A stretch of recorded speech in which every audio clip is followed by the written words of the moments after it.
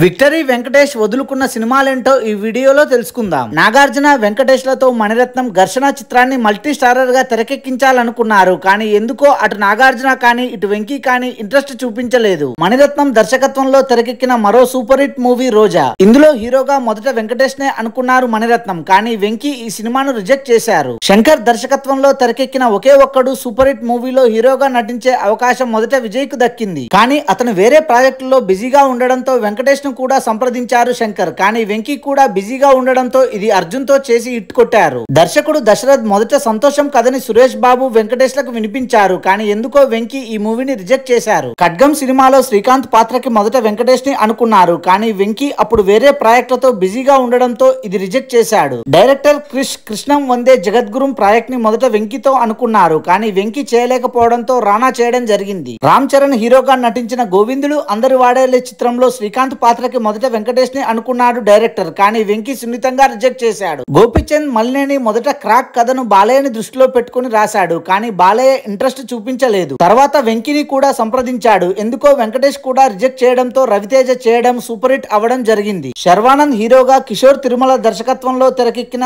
ఆడాళ్ళు మీకు జోహార్లు సినిమాను కూడా వెంకటేష్ రిజెక్ట్ చేశాడు. Thanks for watching this video. For more interesting videos please do subscribe.